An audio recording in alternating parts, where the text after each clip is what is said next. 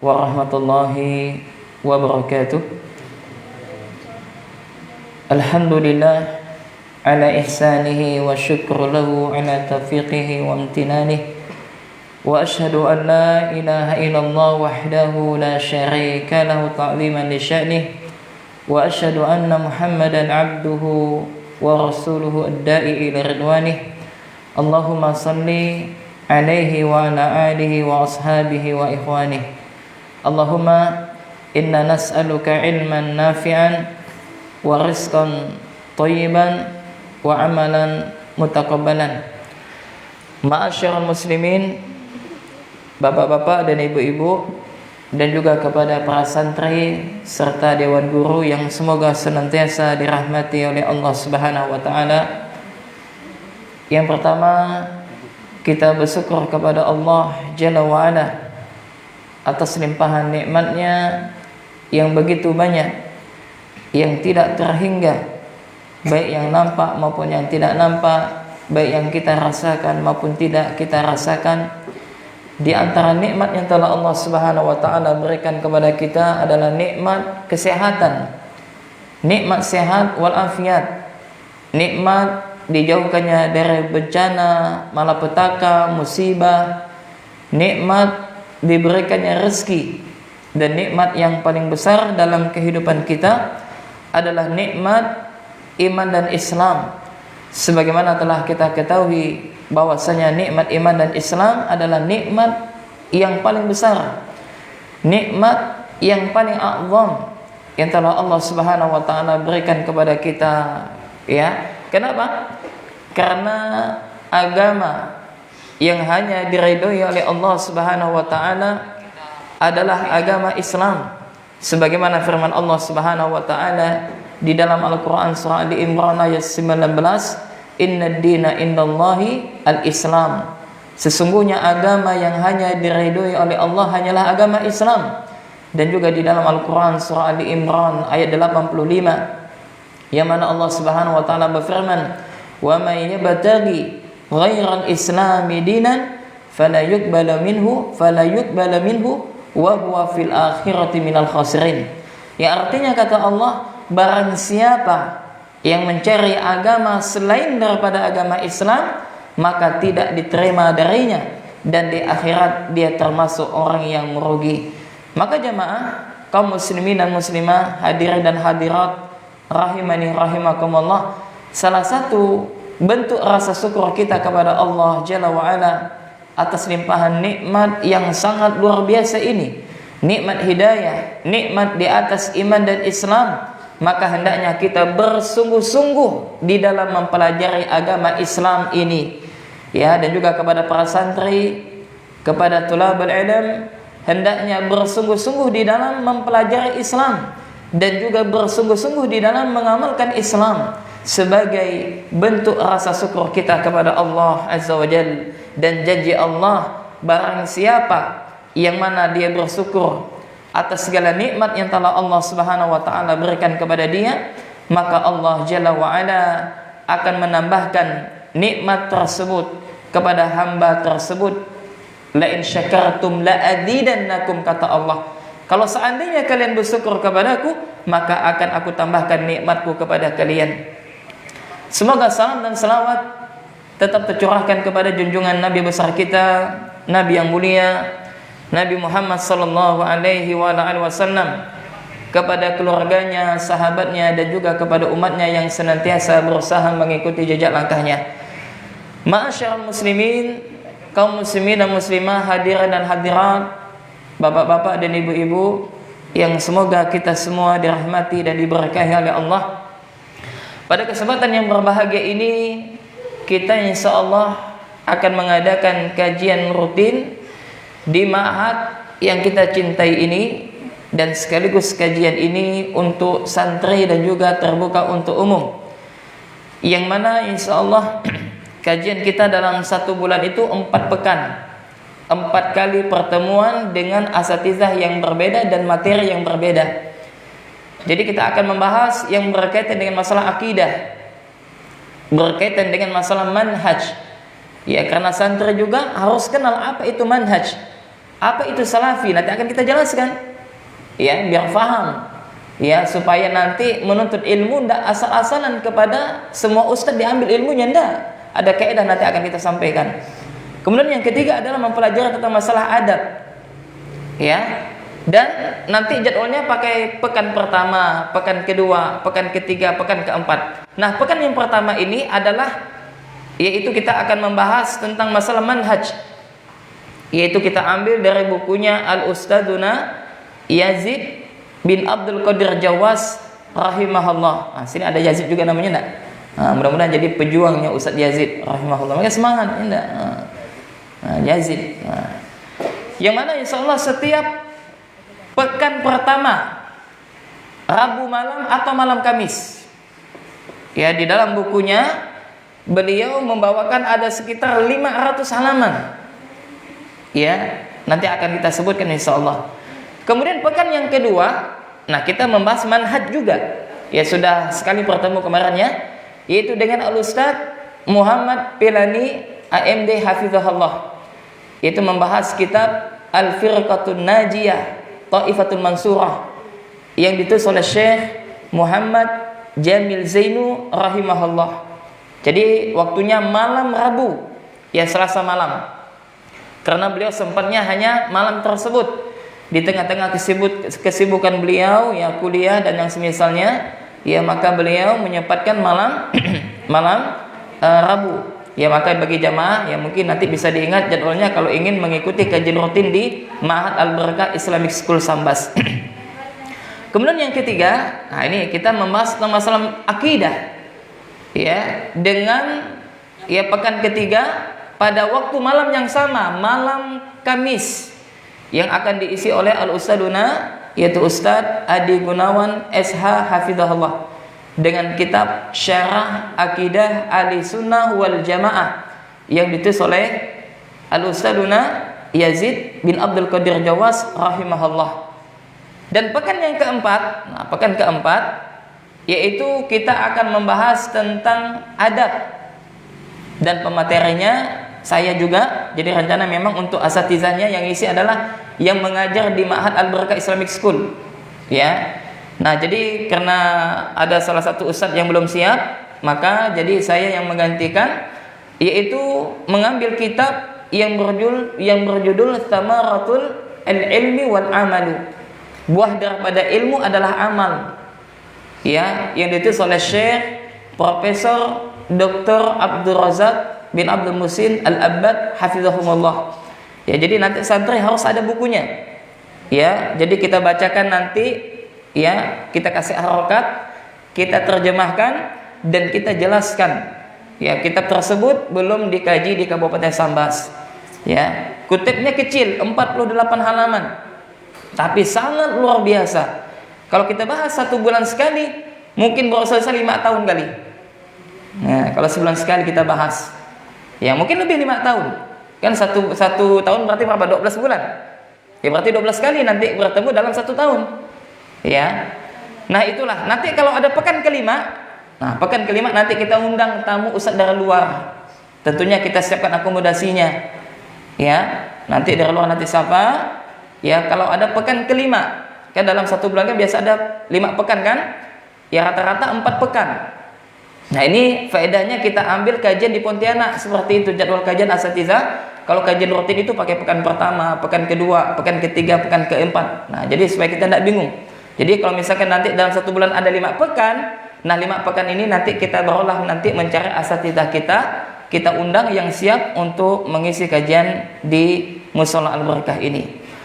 Baik jemaah, yang semoga senantiasa dirahmati oleh Allah Subhanahu wa taala, demikian sedikit informasi yang akan kami sampaikan berkaitan dengan kajian di Ma'had Al-Barakah ini. Kemudian kami juga akan memberitahukan kepada orang tua, ya alhamdulillah di sini ada wali santri juga yang mengikuti kegiatan ini, kajian ini. Ya, dan juga kepada para ayah dan juga para bunda, insyaallah pekan depan rencana kita akan membuka yaitu kelas pengasuhan anak dengan konsep pendidikan fitrah, dengan konsep pendidikan karakter nabawiyah. Kita akan membahas nanti 4 kitab, yaitu setiap Sabtu ya setiap Sabtu pagi jam setengah 9 sampai jam 10. Ya, yang mana nanti kita terbuka untuk umum, ya, terutama nanti bagi wali santri, ya, atau wali murid kami harapkan untuk hadir supaya visi dan misi kita sama di dalam mendidik anak-anak kita.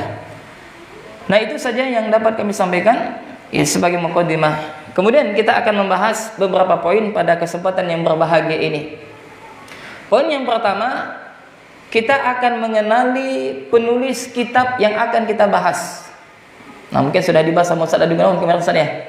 Ada kan? Belum, Ustaz ya? Nah, kita bahas tentang biografi muallif, penulis kitab. Siapa beliau? Bagaimana kiprah beliau di dalam dakwah? Ya, siapa guru-guru beliau? Ya. Kenapa jemaah? Karena kebiasaan kita, kalau kita mengkaji kitab, kan kajiannya artinya apa? Kajian sistematik. Ya, jadi kajian sistematik ini adalah kajian yang berlangsung terus-menerus. Ya, ada rujukan, ada pegangan kitab yang akan kita bahas. Jadi kebiasaannya adalah sebagaimana ketika kita belajar bersama dengan guru-guru kita, ya, adalah sebelum kita membahas sebuah kitab, maka kita harus berkenalan dengan penulis kitab tersebut. Ya, minimal siapa namanya, lahir di mana, ya, kemudian siapa gurunya dan yang semisalnya.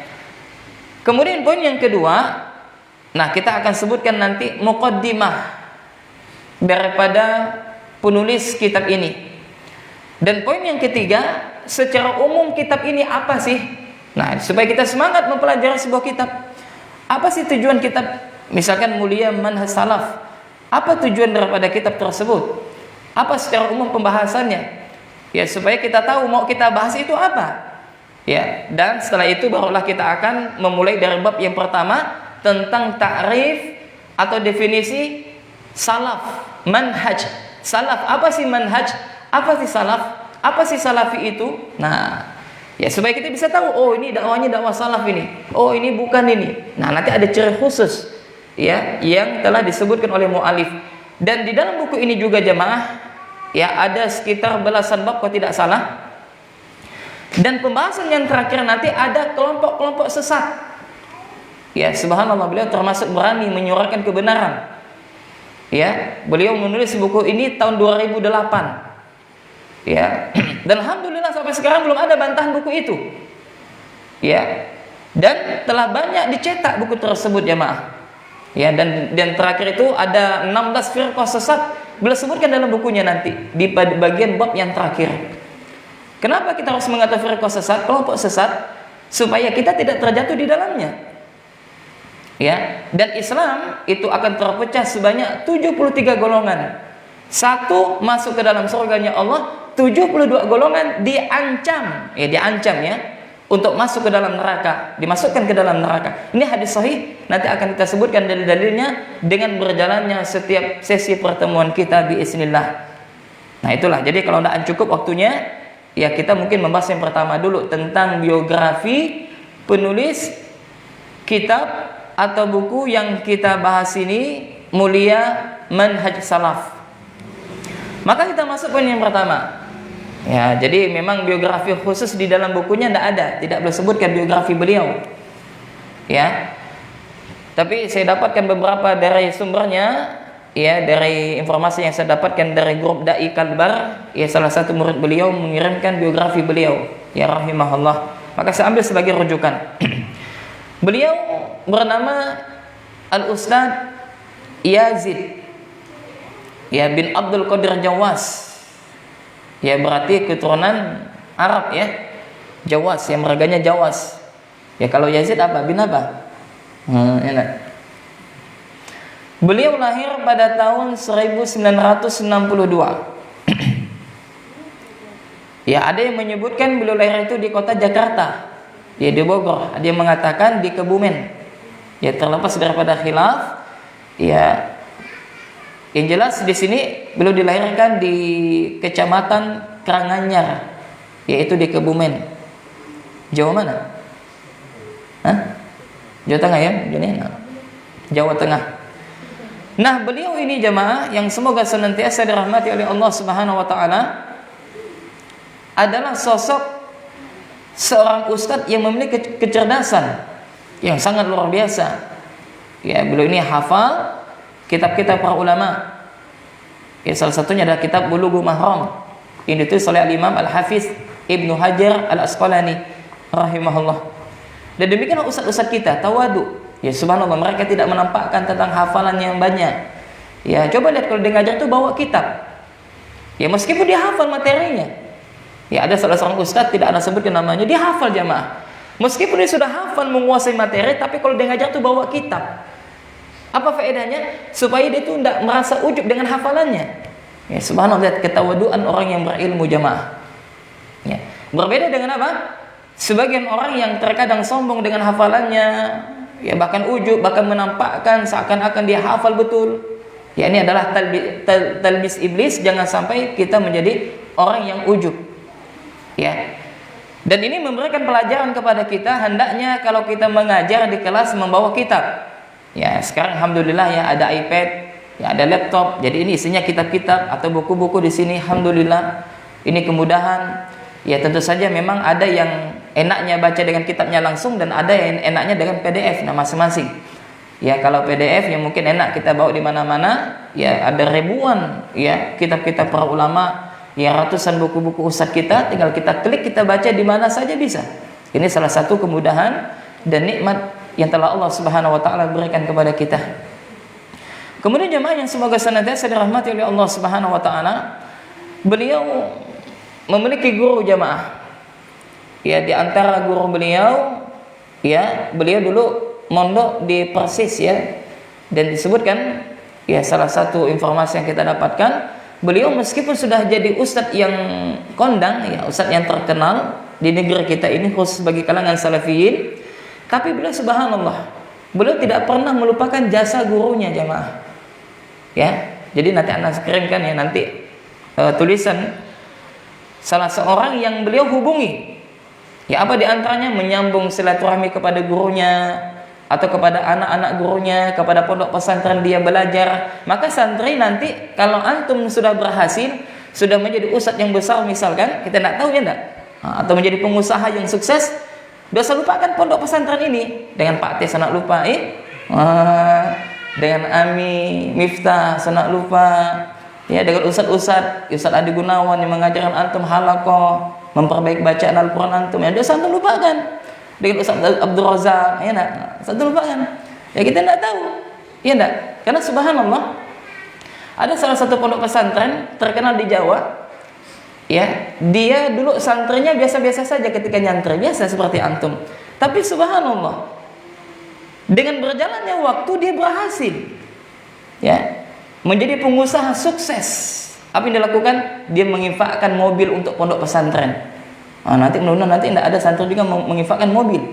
Tidak, untuk pondok kan nyaman, kita tidak jalan kemana-mana, nak kita tidak lagi minjam kita. Ya, lagi minjam dengan Aki Aisyah. Alhamdulillah ya. Kemudian dari Allah Subhanahu wa taala yang mudah menjadi amal jariyah ya. Karena ini adalah termasuk ta'awun di dalam kebaikan dan ketakwaan kepada Allah Azza wa Jalla. Kita tidak tahu ya nasib nanti santri. Ya, intinya adalah ketika kita ya belajar di sebuah lembaga atau yayasan pendidikan, tidak usah lupa kepada jasa-jasa guru-guru kita jemaah. Ya. Tapi apa? Kebalikannya, ada murid yang durhaka sama gurunya.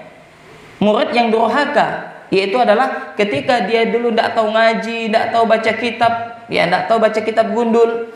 Lalu ketika dia belajar, ya bahkan dia sombong, dia ujub, akhirnya dia mencela gurunya. Ini tidak boleh ini. Ya, oleh karena itulah para ulama mengatakan orang tua kita itu, ya ada dua. Orang tua yang berkaitan dengan nasabiah, nasab, orang tua kandung kita. Siapa? Mak dan bapak kita di rumah. Itu orang tua kita. Dan yang kedua adalah orang tua kita siapa? Yang berkaitan dengan yang mengajarkan ilmu kepada kita. Itu orang tua kita kedua. Makanya santri-santri di Mahat ini adalah, ya Pak T itu adalah orang tua antum, Ami adalah orang tua antum, ya ustadz-ustadz yang ngajar di pondok pesantren adalah orang tua. Jadi bagaimana hormati? Ya makanya kalau ketemu apa ustadz ajarin apa? 3S ya enggak? Apa itu 3S?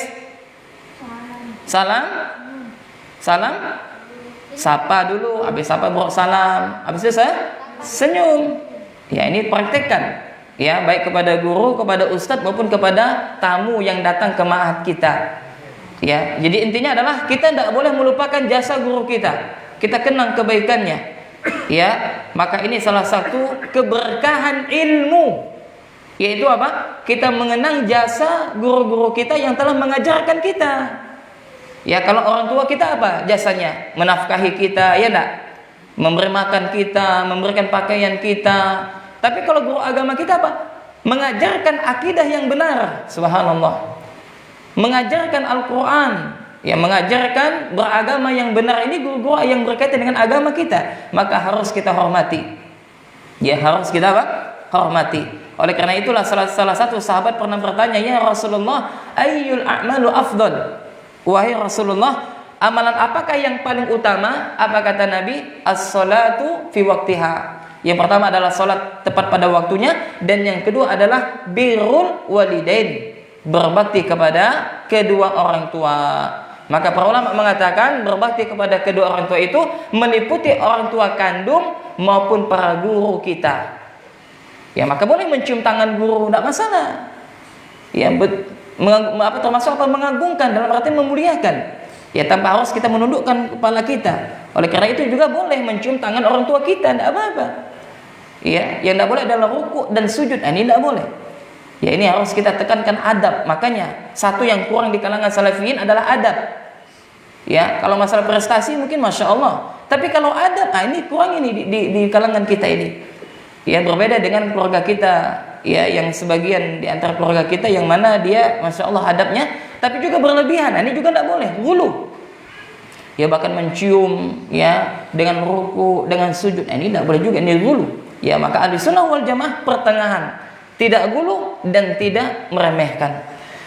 Kemudian jemaah yang semoga senantiasa dirahmati oleh Allah Subhanahu wa taala, di antara guru beliau ya rahimahullah yang terkenal adalah Syekh Muhammad bin Shalih Al-Utsaimin rahimahullah. Ya, yang mana beliau pernah mengajar, maksudnya guru beliau Syekh Muhammad bin Shalih Al-Utsaimin pernah mengajar di Ma'had Al-Ilmi di Unaizah. Ya, yaitu cabang daripada Universitas Ibnu Saud di Qasim. Ya, dan beliau Syekh Muhammad bin Shalih Al-Utsaimin salah satu daripada guru al-Ustaduna Ustadz Yazid bin Abdul Qadir Jawas. Ya, jadi demikian di antara guru-guru beliau, dan tentu saja tidak kita sebutkan semuanya jemaah karena berkaitan dengan masalah waktu. Nah, kemudian jemaah Al-Ustadz Yazid bin Abdul Qadir Jawas, ya, rahimahullah. Ya, meskipun saya bukanlah santri beliau, ya, tapi saya terakhir ketemu beliau itu tahun 2018. Ya, ketika beliau datang ke Pontianak dan adanya agenda pertemuan dengan asatizah Kalimantan Barat. Dan juga dulu ya tahun 2010 saya juga pernah belajar bersama beliau ketika membedah buku beliau yang bernama Tazkiyatun Nufus di Ma'had Syekh Jamilur Rahman Yogyakarta pada tahun tersebut. Ya, dan setelah itu terakhir ketemu dengan 2018. Ya, tapi alhamdulillah rekaman beliau itu banyak di YouTube. Ya, kita juga mengkaji ya kitab-kitab beliau melalui rekaman-rekaman beliau. Ya, kita banyak sekali ya, yaitu apa?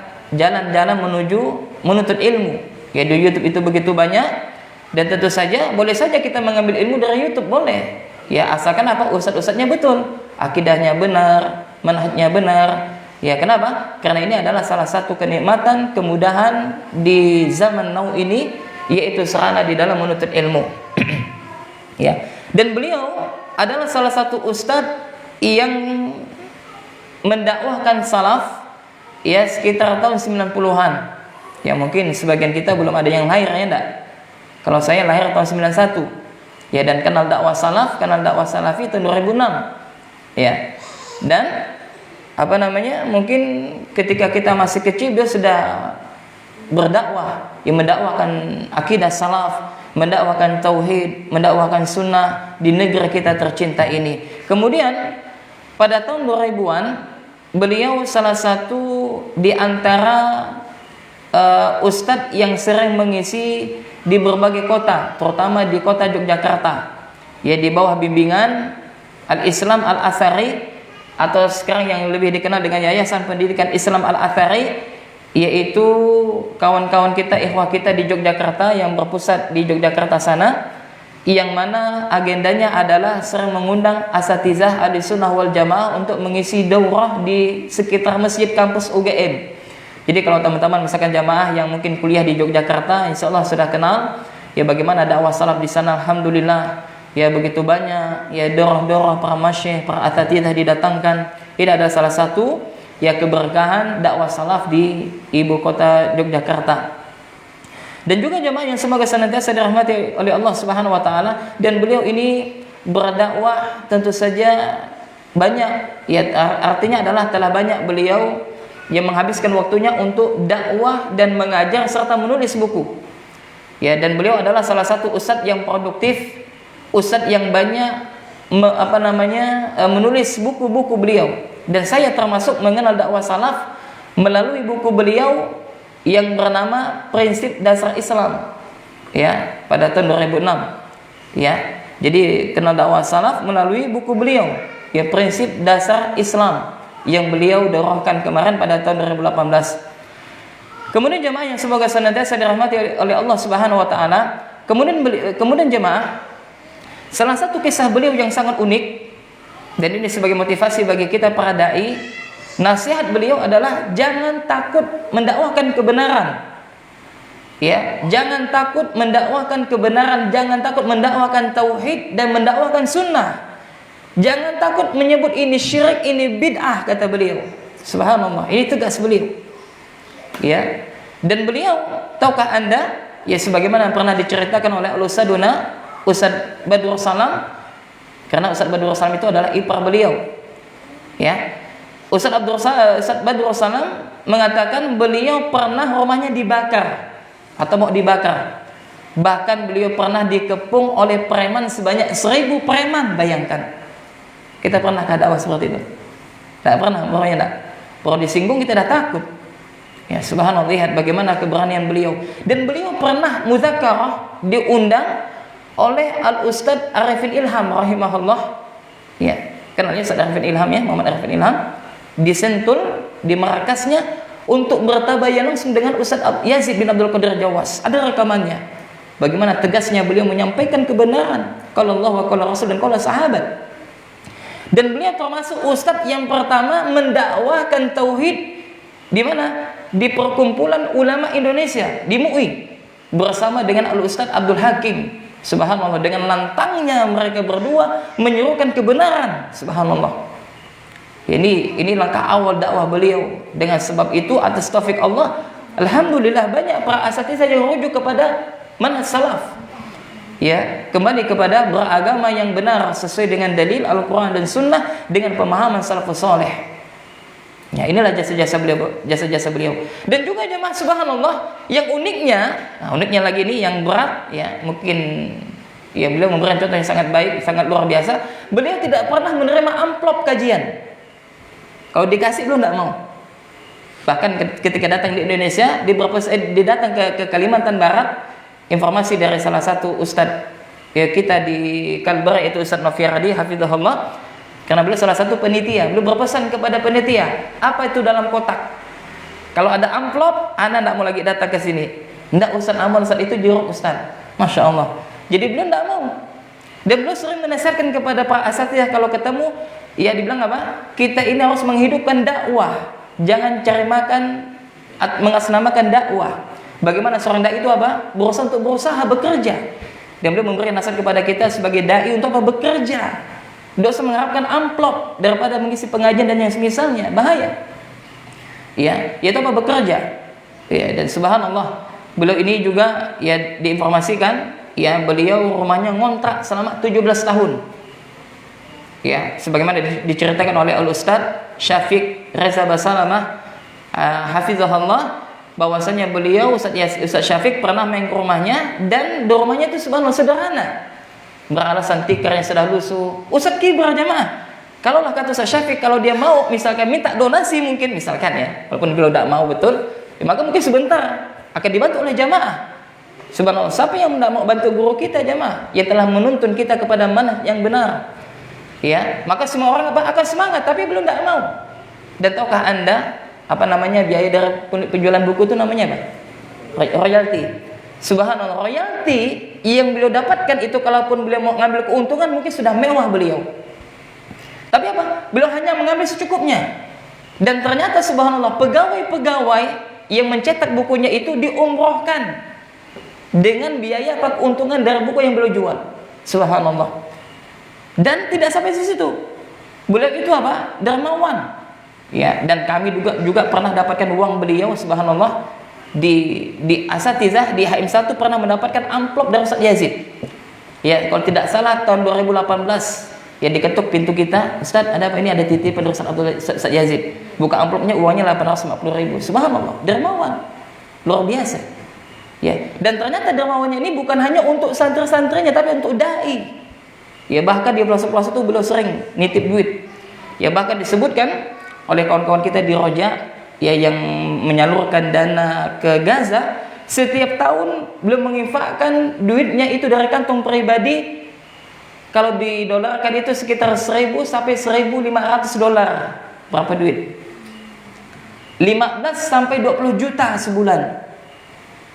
Dan dikasih tahu, tolong enggak usah kasih tahu siapa-siapa. Subhanallah. Ya, inilah yang patut kita contoh. Dan ternyata apa jemaah? Setiap beliau menulis buku itu beliau amalkan. Ya, jadi banyak bukunya. Ya, salah satunya adalah apa? Keutamaan sedekah. Itu ada bukunya jemaah.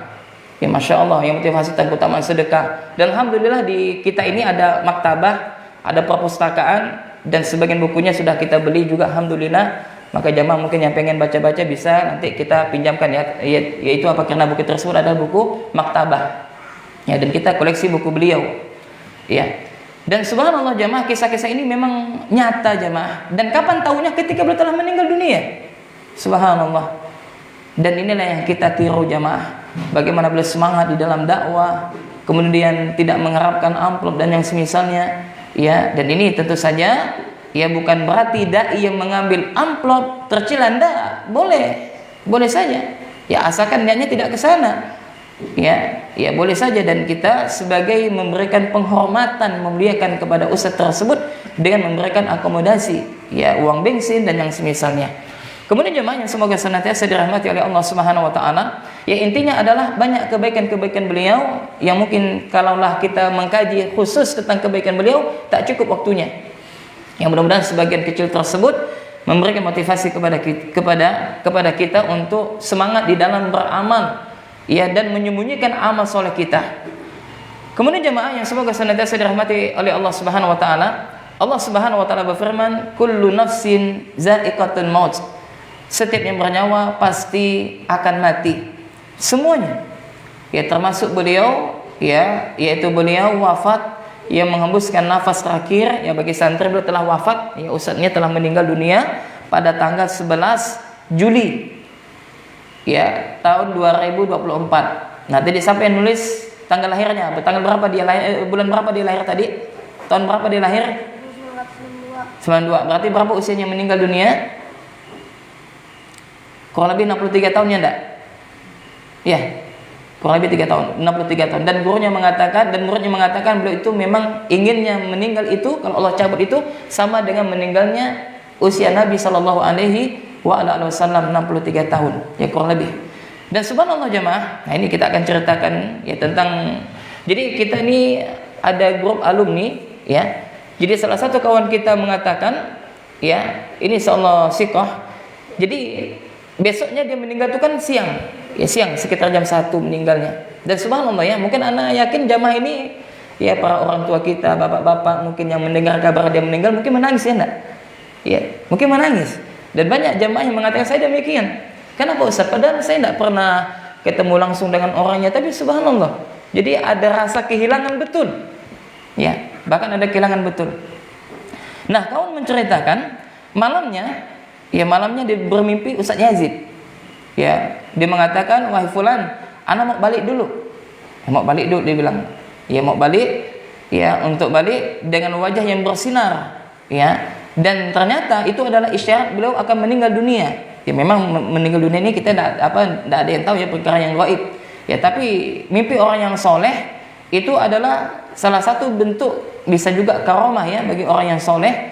Ya bisa juga tanda dari Allah Subhanahu wa taala. Ya, mimpi orang yang soleh, tapi bukan wahyu jamaah. Ya, karena Imam Ibnu Qayyim mengatakan mimpi itu ada 3. Yang pertama adalah mimpi sebagai bunga tidur, ya, dan kedua mimpi datang dari syaitan, dan yang ketiga adalah mimpi yang datang dari Allah Subhanahu wa taala, dan ini khusus bagi para nabi, yaitu bagi para rasul, dan kita tidak. Ya, maka kalau ada orang yang mengaku dirinya nabi, mendapatkan wahyu dari mimpi, maka ini adalah kadzab, dusta, dan itu datangnya dari syaitan. Kemudian jemaah ada juga ya kisah, ya ini wallahu alam bisawab, tapi yang jelas ya ini kita dapat informasikan dari grup Dai Kalbar bahwasanya Ustadz ketika beliau malam, ya ketika hendak meninggal dunia, ya jam 1 malam, kan meninggalnya siang, ya malamnya beliau berpesan kepada istrinya setiap 2 jam sekali tolong ganti pampasnya. Ya, kenapa? Karena banyak tamu berdatangan, kata beliau. Ya. Kemudian persaksian daripada Ustadz Badrul Salam hafizahullah yang memandikan beliau, kata Ustadz Badrul Salam ketika beliau memandikan jenazahnya Ustadz Yazid tersenyum wajahnya. Ya, dan tahukah Anda jamaah, subhanallah, beliau meninggal insya Allah dalam keadaan husnul khotimah jamaah. Kenapa? Karena yang pertama meninggal karena sakit, dalam waktu yang lama beliau sakitnya. Dan sebagaimana telah kita ketahui ya, bahwasanya apa? Beliau ya sakit.